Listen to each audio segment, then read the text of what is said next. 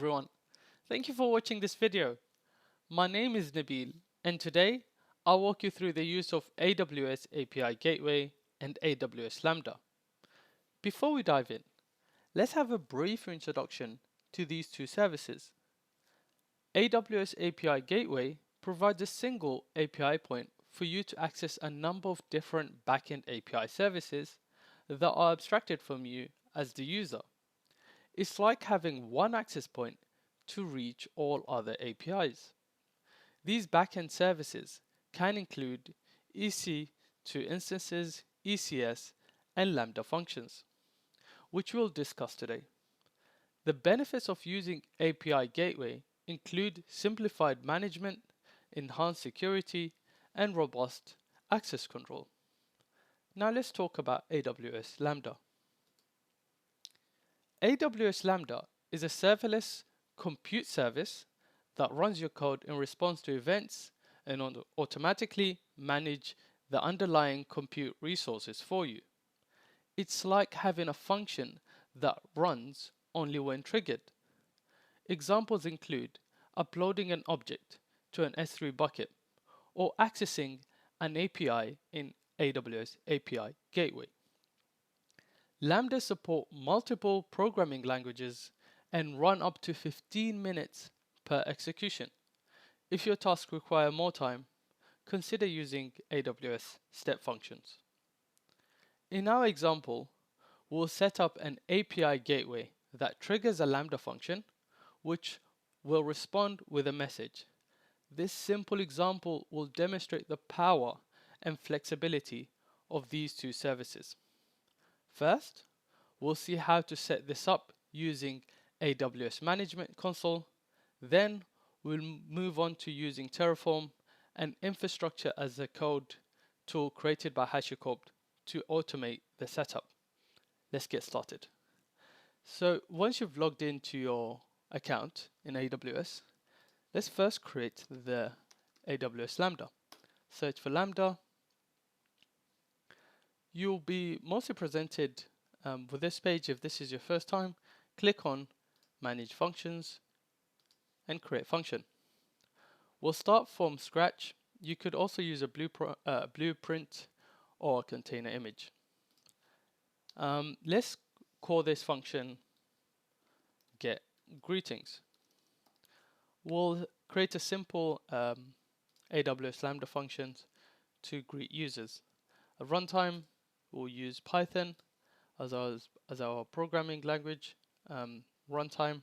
In terms of permissioning, on the console, the Lambda will be provided permissions to Amazon CloudWatch logs by default. As you could see here, create a new role with basic Lambda permissions. You could use an existing one or you could create a new one. The role will be called this name here. We'll have a look at this particular role once it's created. There are advanced settings here. For example, VPC endpoints, enable tagging, and there's many different settings that you could provide here. Since this is a simple example, we won't be using this advanced settings. Let's create the function. This will take a couple of seconds. Let's give it a bit of time. There we go. That's our first function. Before we have a look at the function, let's check the role that was created on our behalf. We have to go to IAM and under roles, search for the role that we were told will be created. Permission policies, and we could see here the permissions provided is create log stream and put log event for CloudWatch. And the trust relationship, the trust policy should allow Lambda to assume this role. Perfect. Let's go back to the function. So this is a simple example that is provided to us by AWS. We'll utilize this and change it a little bit, make it our own. Let's create a message when a user accesses this Lambda. So in the message, congrats, you have created your first Lambda function. And let's pass this message in case of status 200, which is HTTP 200 response, as success. To save this, we'll need to click on deploy. That has now been saved, and let's give it a test. Let's see how this looks.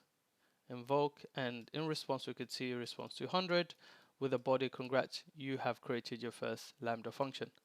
There's more information here you could find on the function logs, including duration the function took, build duration, memory size, and maximum memory used, if this is information that you require. Now that we've created the function, let's go and create the API gateway. Okay, under search, API gateway is the first that's going to be provided. You would normally get this page, create API. There's different API types: HTTP API, WebSocket API, REST API, and REST API private. I could go into this further in a separate video if you guys would like. REST API is the one we'll be using today. There are different API details options that you could use. You could create a new API, clone an existing one, import an API, or use an example provided by AWS. We'll be creating a new API. Let's call this something similar to the Lambda function. Greetings. You could add a description if you wish. In terms of endpoint, we have regional, edge optimized, or private. We don't need it to be edge optimized for performance or private, so we're just going to be clicking on selecting regional.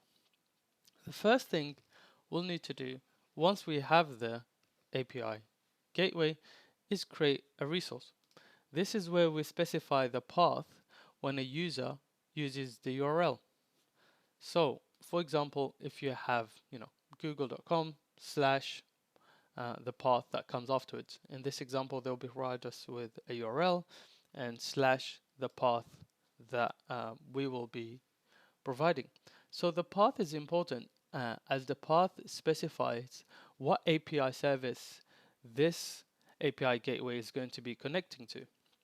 So for example, if we specify a path of greeting and then connect this specific path to the Lambda function, when a user uses the URL / the path of greeting, they are going to be directed to the Lambda function, which is exactly what we'll be doing here. We don't need to enable CORS, create the resource. After creating the resource, we need to select the method we're going to be using. This is a GET request. In terms of the type of integration, it's going to be integrating with the Lambda function. You could also use other AWS services and other services listed here. Lambda function is in the same region, and it's get greetings. You could also provide method request settings here in terms of authorization, query string. This is normally what you'll find in URL after the question mark, request headers, and request body if necessary. In this particular example, we don't need to provide these options. So let's create the method. That's now been created for us. Once we've created the resource and the method, we need to then save this changes by deploying the API. To deploy the API, we need to create a new stage, and this is a stage name that is optional, as in like you could choose whichever stage name you would like. In my particular example, I'll be saving this under development. You could also add a description under here. Let's deploy. Great. Now we have the invoke URL, which if we go here, we're going to be greeted with this message: missing authentication token. The reason for this is because we haven't specified the path that links the API gateway to the Lambda function. So just need to specify the path that we had on API gateway, and this will link to the Lambda function with the response message that we created. Congrats, you have created your first Lambda function. So what we did was we accessed the API gateway, which then accessed the API for the Lambda function for us. So one API gateway, the API gateway, to access all other APIs. You could have a number of different Lambda functions and services in the backend of this API. This is a simple example showing you how an API gateway would access a Lambda function. So let's try this in Terraform. Under our Terraform code here, starting from the top, we have the provider where we specify the region. You could also be specifying your credentials here. Variables for parameters that we are repeatedly using. For example, the name of the project, the region, and the endpoint path. This particular path is the slash path that we used. Previously, we called it greetings. In this particular example, we'll be using storage just to give you a bit of variety. Versions, here we're pinning down the AWS version to 5.49, which is the latest version. It's good practice to pin your provider versions so you could have your code always running and to make sure it's as stable as you first run it. The next thing we looked at is providing the permissions for the AWS Lambda as was provided on the console. So we needed to create an IAM role as we saw previously on the console. So in order for the AWS Lambda to use this IAM role, it needs to first have the permissions to assume it. So we first provide the permissions for the Lambda function, for the Lambda, AWS Lambda, to assume this role. Once we've provided this policy document, we attach it to the role as assume role policy, which enables the AWS Lambda to assume this role. So until now, we've just enabled the AWS Lambda to be able to assume this role, but it doesn't have any extra permissions. It can just simply assume the role given that we provided this policy document. The next thing we need to do is provide it with permissions to do more than just assume the role. Provide the role with permissions. In this particular example, we have created create log group, create log stream, and put log events as the permissions we'll be providing to the AWS Lambda. And lastly, we need to attach this policy here that we have to the AWS role, IAM role, that we'll be using for the Lambda. So the first thing we need to do in creating a Lambda function is to package up our code in to archive it in a zip file. So where our code is located in this particular example is under path, this module path, which is the current root directory, under a directory called Python.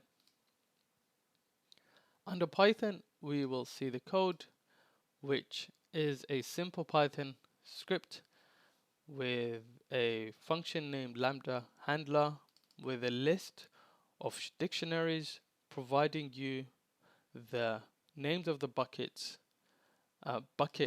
what the buckets are called under different cloud providers. So in AWS cloud provider, the buckets are called S3. In Azure cloud provider, the buckets are called blob. If the response is 200, as was previously shown in the console, the list of dictionary will be provided to us in return. So going back here, we archived this directory and we've created a storage.zip file as shown here. Once we've created this archived zip file, we need to create the function itself. So it requires the zip file, which we created, and we're specifying the path here. We are naming this particular Lambda function. We are providing it with the role that we created previously. The handler is the name of the file, which we named main, dot the function name, which in this particular example is Lambda handler, and is Lambda handler by default. The runtime is Python. The latest one provided at the moment is Python 3.12, and here we created environment variables for that are accessible from the function. This is an example on how you could go about using environment variable for your Lambda function. In this particular example, we don't need to use these variables, but just to show you as an example on how you could go about providing environment variables, I've set this here. So now that we created the Lambda, AWS Lambda, we then move on to API Gateway as we did on the console. We first create the API Gateway as we did. We provide a name, a description, which is optional, and an endpoint, which is regional. If you remember, there was regional as an option, private, and edge. The next thing we'll do is provide the path as we did under resources, and in this particular example we are naming the path under var.endpoint path, which if we go to our variable is storage. So this means we'll be provided with a URL, and the path that we'll be selecting to access the Lambda function, the Lambda resource, is storage. We'll then create the method that we'll be using, which is get, as we did on the console, and then the service that we're integrating with the API gateway, which is a Lambda function. Under type, select AWS proxy for Lambda proxy integration, or AWS for other AWS services. The URI in this particular example would be the invoke IRN. The URI is a uniform resource identifier. We'll then go on to providing the AWS API gateway with Lambda permissions. So here I've first took data sources to get information about the AWS account ID and the AWS region we're currently using. So a statement ID here is to allow execution from API gateway. This is a statement for us to understand what this resource is doing. In terms of action, is invoking a function in Lambda. We provided the function name. This resource is pointing to the function name, principal being the API gateway, and this source ARN is this particular path. I could quickly show you where we could find this source ARN in the example that we created previously. If we go under get, this is the source ARN in the previous example of greeting, this here, and we are basically doing the same thing here. We're just adding it as different data sources. The next thing we'll do is deploy, so which is exactly what we did on the console. Once we created the resource, once we created the path, we then deployed the API gateway. In terms of deployment, we need to make sure that the method and the integration have been completed as created previously under this page, and if there are any changes to this API gateway, it will create a new API changes before destroying our current saved changes. Lastly, we need to create the stage. Previously we named it development on the console, and here we'll be naming it development as well. And lastly, we have an output which will provide us with the URL, API gateway invoke URL, which was provided in the console for us. So let's run this, and I have an example here that's already run, and the URL that's already provided. And if we go here, we should see the results, which is exactly what we expected. Cloud provider, AWS, bucket named S3, cloud provider Azure, bucket named Blob, which is what we had in our Python function. And that's it for today, folks. If you like the video, please let me know. If you have any questions, please add them on the comments, and I look forward to creating more videos. Thank you.